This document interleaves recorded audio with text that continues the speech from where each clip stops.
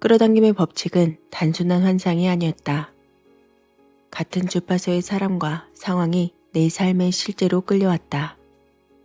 부정적 생각에 사로잡히면 그에 걸맞는 결과가 나타났고, 감사와 긍정을 붙잡으면 기적처럼 기회가 주어졌다. 경제적 자유를 향한 길목에서 나는 의외의 진리도 만났다. 돈은 삶에 꼭 필요하긴 하지만 진정한 행복은 돈 너머에 있다는 사실이었다. 내 마음의 평온, 나를 알고 나답게 사는 삶. 나를 사랑하는 힘이야말로 삶을 단단하게 세워주는 뿌리였다. 그리고 작가가 되고 싶다는 꿈을 품게 되었다. 어릴 적부터 글쓰기를 싫어하던 내가 왜 이런 생각을 하게 됐을까? 아마도 내가 경험한 이 원리, 감사와 끌어당김의 힘을 더 많은 사람들과 나누고 싶다는 욕망이 나를 여기까지 데려온 것이 아닐까 한다. 잠재의식은 좋고 나쁨을 가리지 않는다.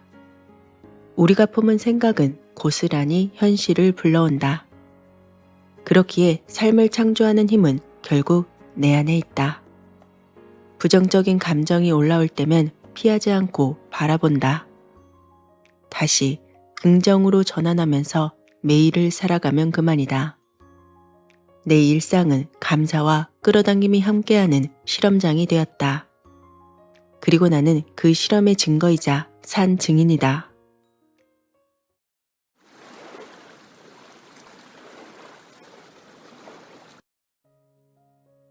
성공과 행복, 돈과 마음, 그리고 끌어당김의 비밀. 나는 내 삶을 통해서 그 비밀을 알게 되었다. 나는 비밀을 눈치채고 은행을 퇴사했다. 어릴 적 나는 친구들에게 인기가 많은 아이였다. 먼저 다가가지 않아도 친구들이 나에게 왔고, 다가오는 친구들과는 가리지 않고 함께 놀았다. 겉으로는 사교적이고 밝았지만 사실 내가 마음속으로 친해지고 싶은 친구들에게는 쉽게 다가가지 못했다. 괜히 거절당할까봐 내가 먼저 다가가는 게 자존심이 상해서 그저 다가와 주길 바랬다. 지금 생각해보면 그것은 알량한 자존심이었다. 이런 인간관계의 패턴은 사회에 나왔을 때도 비슷하게 이어졌다. 내게 먼저 호감을 표현하는 사람들에게 마음이 갔다. 나는 선택받는 쪽이었지 선택하는 쪽이 아니었다. 그렇게 나는 인간관계 속에서 늘 수동적인 사람이었다. 언제부턴가 나는 소외된 것들에 자연스럽게 마음이 갔다. 다수가 옳다고 하는 길 앞에서 속으로는 꼭 그게 정답일까? 라고 되묻곤 했다. 겉으론 조용했지만 내 안에는 늘 다른 목소리가 있었다. 어쩌면 그것은 어릴 적 내가 느꼈던 소외감에서 비롯된 것인지도 모른다. 초등학교 6학년 때 가장 친하다고 믿었던 친구 5명이 어느 날부터 갑자기 나를 따돌렸다. 이유도 모른 채 혼자 남겨졌고 다시 관계를 돌리기까지 꽤 오랜 시간이 걸렸던 것 같다. 쉬는 시간마다 교실에 혼자 남겨졌다는 사실이 견디기가 힘들었다. 전체가 나를 외면한 것도 아닌데 다른 친구들에게 먼저 다가가는 게 왜 그렇게 어려웠던 건지. 그래서 나는 혼자 있는 척 하기로 했다. 마음은 시끄러운데 자는 척, 조용한 척 하면서 겉으론 아무렇지 않은 척 버텼다. 그때의 나는 자존심이 있었던 것 같다. 아니, 정확히 말하면 자존심이 낮은 사람이었다. 그 어린 시절의 소외감은 오랫동안 내 안에 머물렀고 성인이 되어서도 인간관계 속에서 나를 조용히 흔들었다.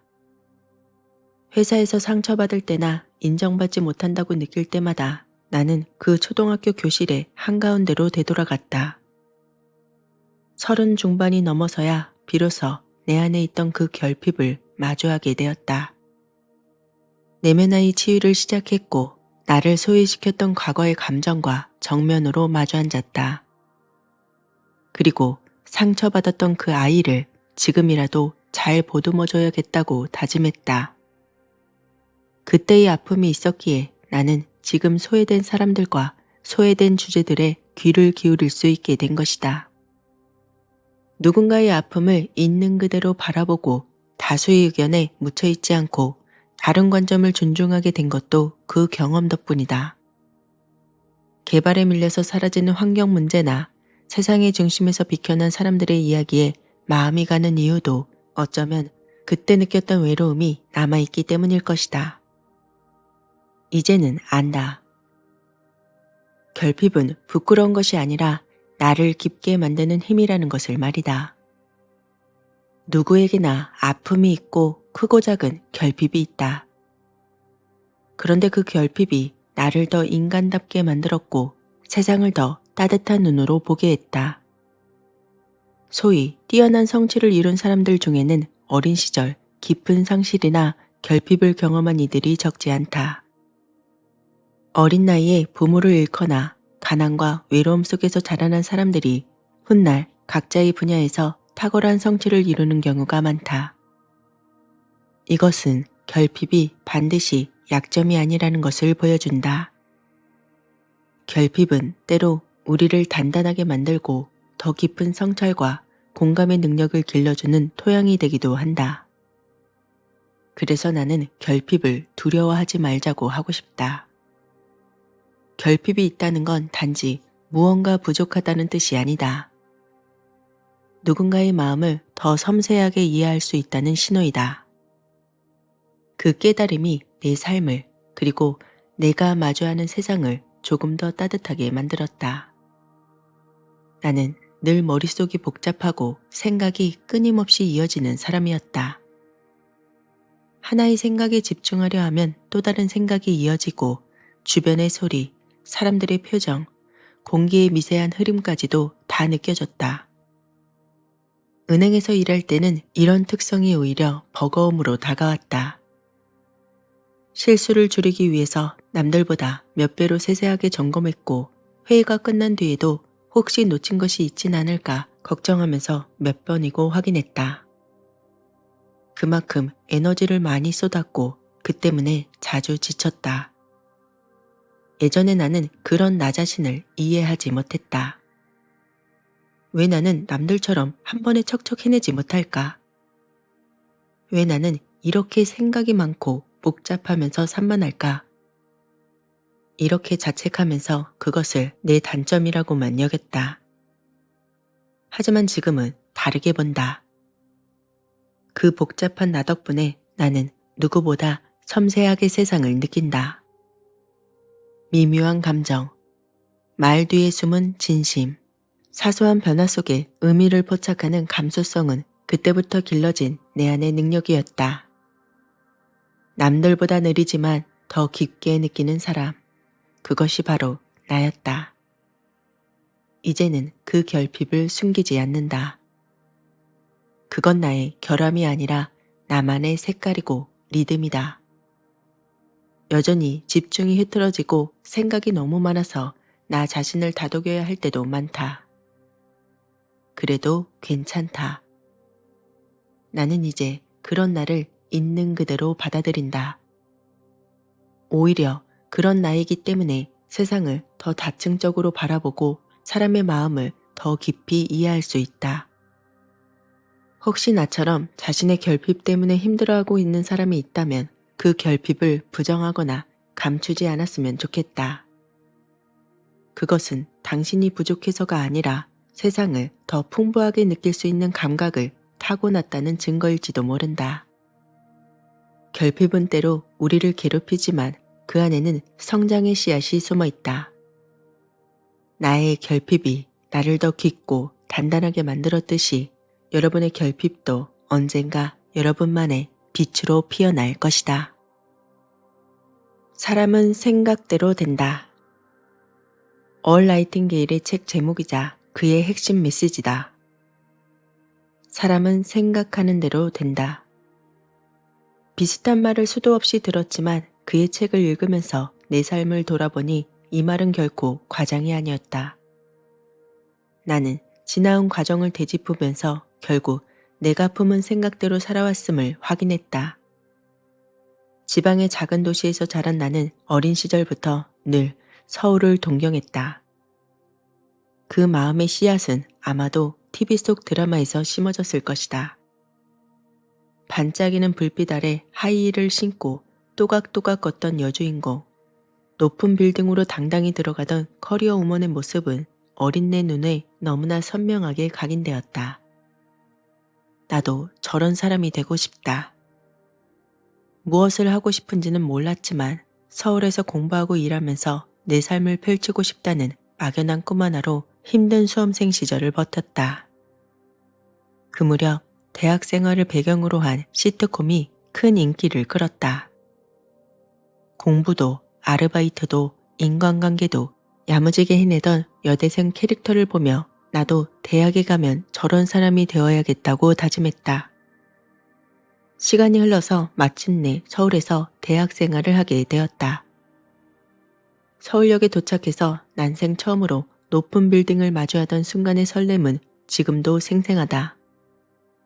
그날 나는 오래도록 꿈꿔온 새로운 세계의 문 앞에 서 있었다. 입학 후에는 취업을 위해서는 학점이 중요하다. 이 말을 자주 들었다. 나는 수차례 장학금을 받을 만큼 성실히 공부했고 아르바이트도 쉼없이 이어갔다. 의식한 건 아니지만 어느새 시트콤 속 여주인공처럼 하루를 꽉 채워 살아가는 대학생이 되어 있었다.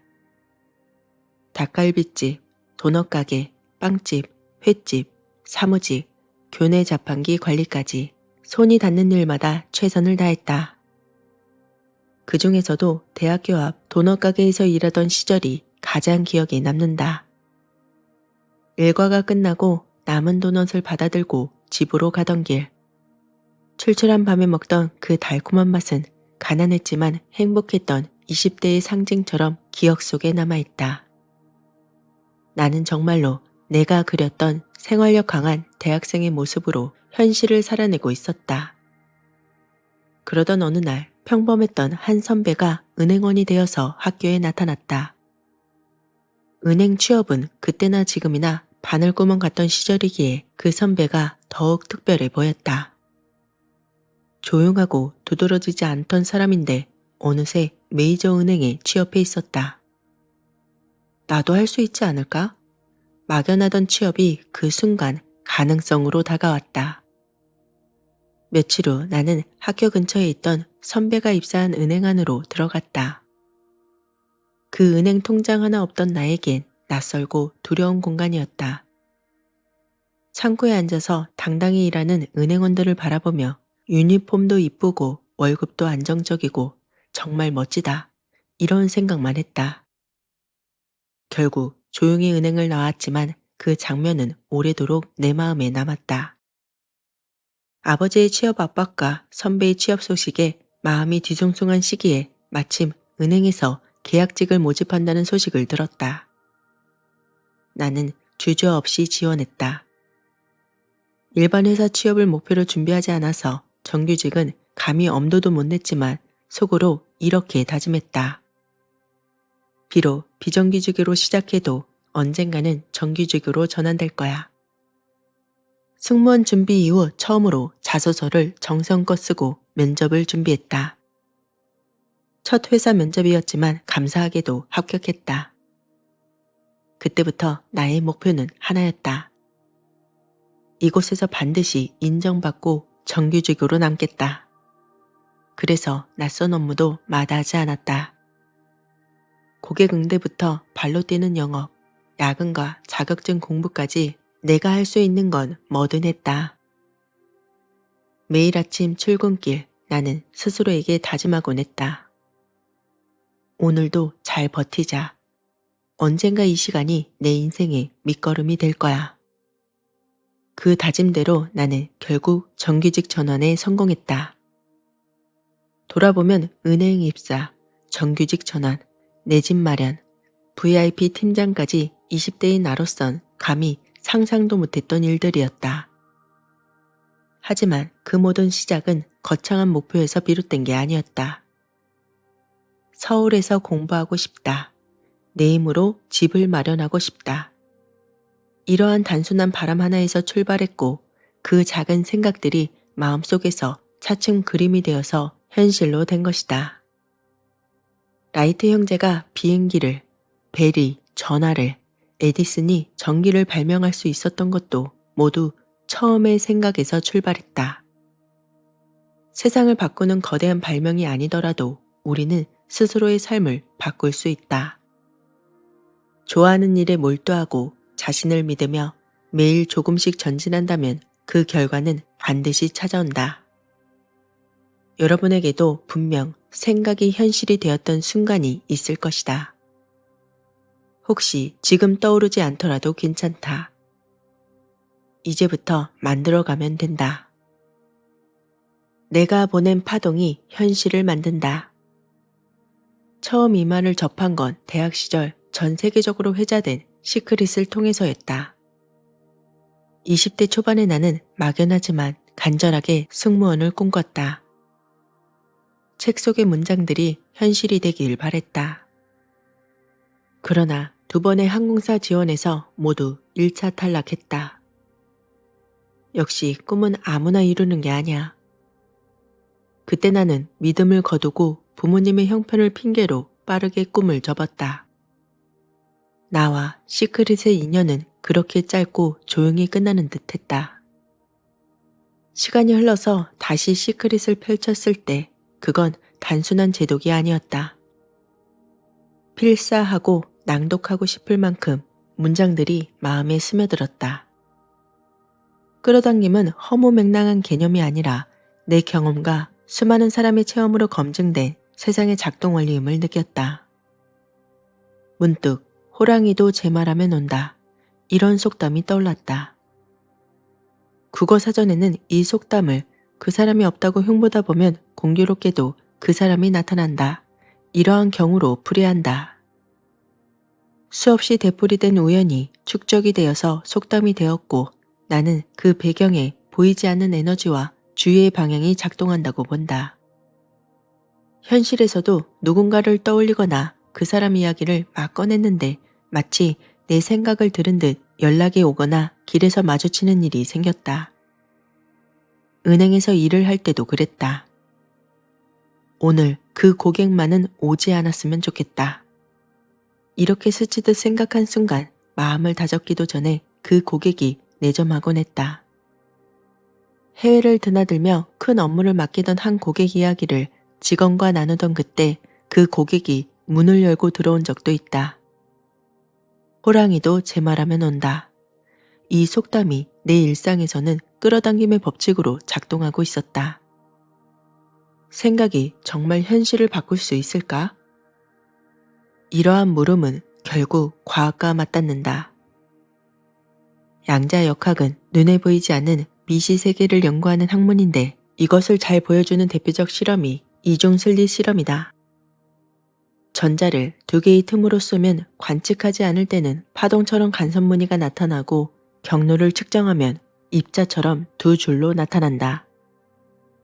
핵심은 측정 여부에 따라 결과가 달라진다는 사실이다. 왜 그런지는 여전히 논쟁적이지만 최소한 우리에게 주는 통찰은 분명하다. 무엇에 주의를 두는가가 결과의 양상을 바꾼다는 것이다. 노벨상을 수상한 천재 과학자 리처드 파인만이 이런 말을 했다. 아무도 양자역학을 완전히 이해한다고 장담할 수 없다.